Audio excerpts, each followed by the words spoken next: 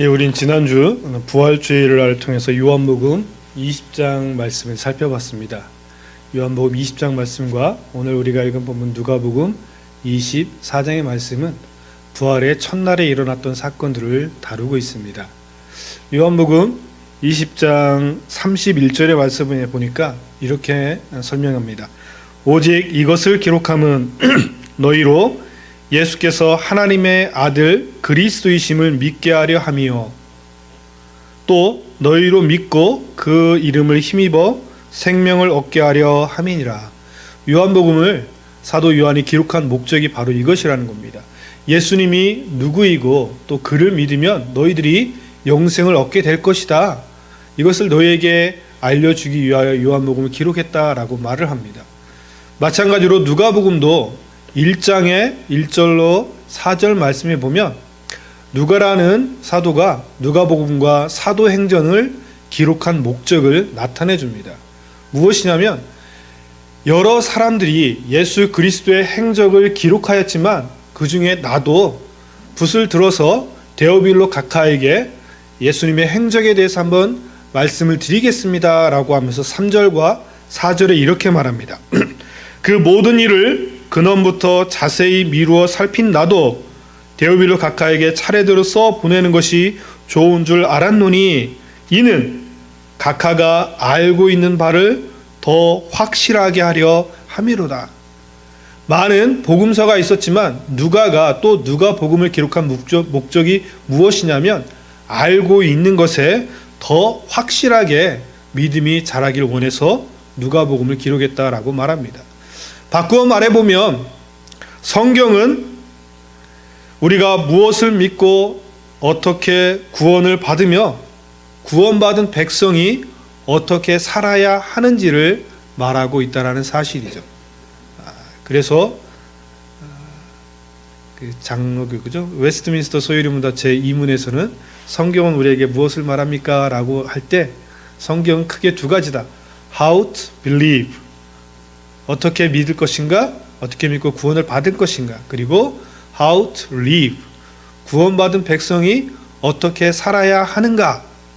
성경이 말하고 있는 것은 크게 두 가지로 설명할 수 있다라고 말하였습니다. 그런데 이 누가복음 24장을 보면 마지막 누가복음 장인데 마지막에 결론을 말하지 않겠습니까? 그런데 우리가 읽은 본문 24장은 놀랄만한 이야기로 시작을 합니다. 천지개벽과 같은 사건, 즉 사람의 작은 머리로는 도저히 받아들일 수 없는 사건을 기술하고 있습니다. 무엇입니까? 죽은 사람이 살아났다는 기상천외한 충격적인 이야기인 것입니다. 누가복음 23장까지는 죽음을 향해 걸어가고 있는 예수 그리스도의 이야기를 말하고 있는데 간밤에 죽음을 넘어서 새로운 생명의 세계가 은밀하게 도래하기 시작하였다라고 말을 합니다. 23장까지는 죽음을 향해 걸어가는 것들이 24장에 갑자기 바뀌게 됩니다. 24장 3절은 이렇게 말을 합니다. 주 예수의 시체가 보이지 아니하더라. 그리고 엠마오로 내려가는 두 제자들의 입술을 통해 고백하는 것처럼 많은 사람들이 예수님이 살아났다라고 이야기한다.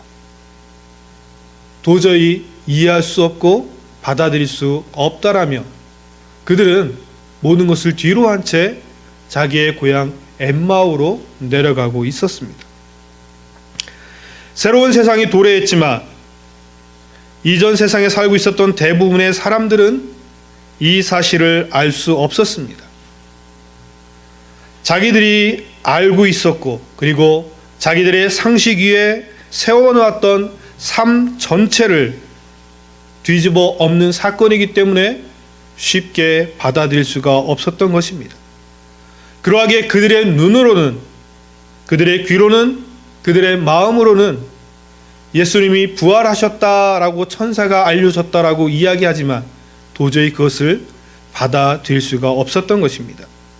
그들은 그저 슬픈 빛을 띠고 낙심하여 자기가 살고 있었던 옛 마을로 돌아갑니다. 그들이 그렇게 3년 반 동안 예수님을 좇으며 그들이 마음속에 품고 있었던 성공의 드라마는 비극으로 끝나버렸기 때문에 낙심한 채 고향으로 돌아가고 있는 것입니다. 그들이 할 수 있는 것은 다시금 고향으로 돌아가서 예전의 삶의 모습 그대로 살아가는 것 뿐이었습니다. 24장 13절은 이렇게 말합니다. 그날에 그들 중 둘이 예루살렘에서 25리 되는 엠마오라 하는 마을로 가더라. 쓸쓸하게 낙양하는 두 사람입니다. 그런데 누군가 그들에게 가까이 이르러 동행하기를 시작합니다. 우리는 성경을 통해 그분이 부활하신 예수 그리스도라는 사실을 알고 있지만 낙심한 채 엠마오로 돌아가던 그 두 사람은 이들을 그냥 낯선 사람이라고 생각했을 뿐입니다. 그리고 이 낯선 사람은 적어도 20리 이상 길을 그들과 함께 걸어가며 대화를 나누었습니다. 두 사람이 겪었던 예루살렘에서의 그 비극적인 이야기를 중심으로 대화가 이어가고 있었습니다. 어떤 이야기입니까? 나사렛 출신 예수라는 분의 비극적인 처형에 대한 이야기였습니다. 그를 따랐던 이 둘은 비극적인 결말의 충격을 받고서 슬픔 가운데 고향으로 돌아가고 있다라고 이 낯선 동행자에게 이야기를 합니다. 그러자 이 낯선 동행자는 그 이야기에 대한 해석을 아주 자세하게 해줍니다. 메시아가 이 땅 가운데서 고난받아야 하고 그 고난의 의미가 무엇이며 그 고난을 통하여 우리가 얻게 되는 유익이 무엇인지를 마치 일주일 동안 사경회를 통해 새벽에, 오전에, 오후에, 저녁에 하루에 4번씩 하나님의 말씀을 받아들였던 사경회를 지금 그 길 가운데서 그들에게 전해주고 있는 것입니다. 누가복음 24장 27절은 이렇게 말합니다. 이에 예수께서 모세와 모든 선지자의 글로 시작하여 모든 성경에 쓴 바 자기에 관한 것을 자세히 설명하시니라. 바꾸어 말하면 모세라는 것은 구약의 모세 오경을 이야기하고 선지자들의 글은 선지서를 이야기합니다.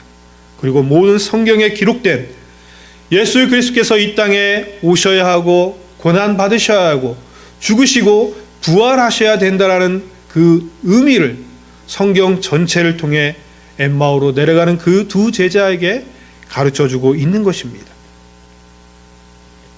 그 낯선 동행자의 가르침에 깊이 매료된 두 사람은 그 낯선 동행자와 헤어지는 것이 너무 안타깝고 서운했습니다. 24장 29절은 말합니다. 때가 저물어 가고 날이 이미 기울어졌기 때문이라. 함께 있을 시간은 점점 없어져 가고 그분이 가르쳐주는 말씀 해석은 심오함과 정밀함은 결코 놓치고 싶지 않았던 것입니다. 마치 한국 초대교회 가운데 하나님의 말씀이 너무도 달고 오묘해서 음식할 모든 식기들을 다 준비해서 부흥회에 참석하고 말씀을 듣고 음식을 해먹고 저녁 밤이 지나도록 기도에 힘썼던 우리의 믿음의 선배들처럼 엠마오로 내려가고 있는 이 두 제자들도 예수 그리스도께서 가르쳐주는 그 말씀에 너무 매료가 되어서 함께하고 싶었던 마음이 컸었던 것 같습니다. 그래서 그들이 예수님을 붙잡고 이야기합니다. 우리 집에 묵어 주십시오. 우리와 함께 있어 주십시오. 우리와 함께 유하사이다. 24장 29절의 말씀입니다. 그들이 이러한 간청을 드리는 이유는 무엇입니까? 저녁이 되고 날이 이미 저물었기 때문입니다. 이제 날도 저물어 저녁이 다 되었기 때문입니다. 저와 함께 있어 주세요. 제 곁에 있어 주세요. 마지막까지 제 곁을 지켜주세요. 제발 저 혼자 내버려 두지 마세요. 모두 누군가가 나와 함께 있어 주기를 간절히 바라는 어떤 외롭고 불쌍한 영혼의 탄원입니다. 마치 천둥치는 여름밤에 혼자 잠을 자다 놀라 깨어난 어린 아이의 외침일 수도 있습니다. 타국에서 홀로 외로운 밤을 보내는 어떤 외국인 노동자의 한숨 섞인 노래일 수도 있습니다. 그리고 수십 년 동안 살아왔던 고향을 떠나 이 미국에 살아가면서 어느 깊은 칠흑 같은 어두운 밤, 혼자라는 생각에 목 놓아 외치는 외침일 수도 있습니다.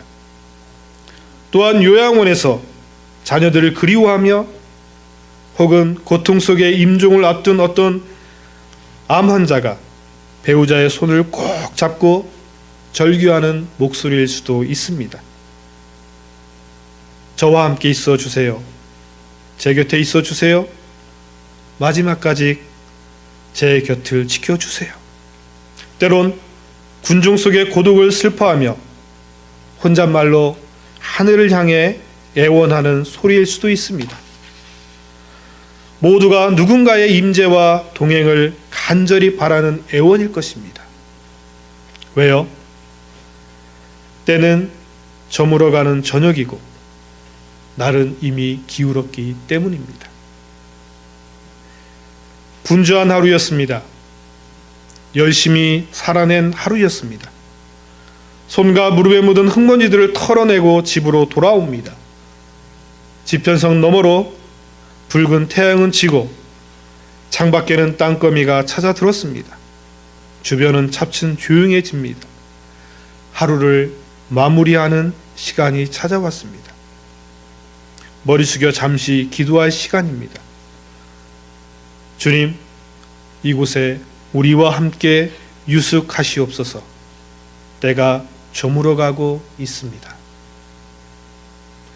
믿음의 선배들은 잠자리에 드는 순간 아이들의 손을 잡고 기도하였다라고 합니다. 하나님, 우리 아이들이 내일 아침 떠오르는 태양을 바라보지 못한다 할지라도 두려워하지 않게 하시옵소서. 내일 아침 떠오르는 태양을 바라보지 못한다 할지라도 주님과 함께 천국에서 함께 있을 것을 확신하고 신뢰할 수 있는 믿음을 허락하여 주시옵소서. 그래서 믿음의 선배들은 이야기하였습니다. 잠을 잔다라는 것은 죽음을 예비하고 연습하는 것이다. 부지런히 산 인생이었습니다. 나름 열심히 살아냈습니다. 온갖 풍상을 다 경험하면서 견디며 살아냈습니다. 인생을 살아가다 보니 봄도 있었고 여름과 가을, 겨울도 다 경험해야만 했습니다. 어느덧 석양이 아득하게 지평선 너머로 기울어 가고 있습니다. 이제 집으로 돌아가야 될 때가 되었습니다. 천삼백 시인의 귀천이라는 시처럼 우리의 본향으로 돌아갈 때가 된 것입니다. 삶을 정리하는 시간이 되었습니다. 머리 숙여 기도합니다. 아마 평생에 가장 경건한 기도를 드릴 것입니다. 주님, 우리와 함께 유숙하시옵소서. 때가 저물어가고 있습니다. 삶의 굴곡과 굴절, 오르막과 내리막, 슬픔과 기쁨의 날들, 구름 낀 날들과 화창했던 날들, 성공과 실패, 깔깔대며 웃음의 날들과 한없는 눈물을 쏟고 펑펑 울었던 날들, 이 모든 것들이 결국 언젠간 마무리를 지어야만 할 때가 올 것입니다. 저녁은 반드시 옵니다. 날은 기울어가고 땅거미가 깊게 지면에 들이운 그 시간은 다가오기 마련입니다. 혼자 있어야 하는 시간입니다. 누구도 내 주변에 함께 있지 못할 시간입니다. 아무런 도움도 위로도 위안도 발견할 수 없는 시간입니다. 그때 우리는 이렇게 하늘을 향해 외칩니다. 오 주님, 때가 이미 저물고 날이 어둑해졌습니다. 제발 저와 함께 계셔 주세요. 엠마오로 내려가는 그 두 제자들의 외침에 예수님께서는 그들과 함께 하셨고 떡을 떼어 축사하시고 그들에게 주었을 때 그들은 그와 함께 동행했던 이 낯선 분이 예수 그리스도이심을 깨닫게 되었습니다. 그리고 부활의 소식을 믿지 못하였던 그들이 다시금 예루살렘으로 돌아가 진정 예수 그리스도께서 부활하셨음을 예루살렘에 있는 모든 이들에게 전파하였습니다. 매일 밤, 아니 아무도 나와 함께 있지 않고 그 누구도 나에게 위로를 줄 것 같지 않은 그 칠흑 같은 어둠 가운데 우리는 이렇게 외치길 원합니다. 주님, 나와 함께하여 주시옵소서. 그러한 주님의 은혜를 경험하게 된다라면 우리가 알지 못하였던 것들, 보지 못하였던 것들, 깨닫지 못했던 것들이 어느 한순간 보이게 되고 알게 되고 깨닫게 될 것입니다. 찬송가 481장의 제목이 바로 이것입니다. 때에 저물어서 날이 어두니. 이 찬송가는 스코틀랜드 출신의 영국 국교의 성직자이며 찬송가 작가인 헨리 프랜시스 리티가 작곡한 것입니다. 그는 24살에 7살 연상의 여인과 결혼하였고 2명의 딸과 3명의 아이를 낳았습니다. 목회하는 가운데 그는 결핵이라는 그리고 천식이라는 기관지염으로 고생하고 때론 휴양지를 찾아 이곳 저곳을 돌아다녀야만 했습니다. 그리고 몸이 너무나 나빠져서 더 이상 목회를 할 수 없게 되는 그 순간 누가복음 오늘 본문 24장 29절을 떠올리며 찬송가를 작사하였습니다. 그리고 54살이 되는 그 해에 하나님의 부르심을 받고 하나님의 곁으로 떠나가게 되었다라고 합니다. 원래 찬송가 481장은 7년으로 되어 있는 건데 한국 찬송가를 쓰면서 2, 4, 6년을 빼고 4절만을 넣었다라고 합니다. 예배가 끝나신 후에 481장의 가사를 한번 음미해 보시길 바랍니다. 기도하시겠습니다. 사랑의 하나님, 우리는 믿고 신뢰합니다. 내가 어느 곳에 있든지, 내가 무엇을 하든지, 내가 눈을 들어 하늘을 바라보았을 때 나를 향해 환한 미소를 짓고 계신 예수 그리스도가 계심을 나는 믿고 신뢰합니다. 칠흑 같은 어둠 가운데 그 누구도 나의 손을 붙잡아 주지 않는 그 어느 곳에서도 위로받을 수 없는 낙심된 상황 가운데 나의 입을 열어 주님 나와 함께하여 주시옵소서라고 외칠 때 나의 마음 가운데 위로를 더해 주실 분임을 내가 믿고 신뢰합니다. 새롭게 시작된 이 한 주간 주님이 나와 동행하시며 나에게 깊은 사랑의 손길을 내밀고 계심을 경험하는 귀한 시간이 되도록 축복하여 주시옵소서. 크신 사랑에 감사하며 예수님의 이름으로 기도하옵나이다. 아멘. 우리 찬송 167장 찬양 드리겠습니다. 즐겁도다 이날.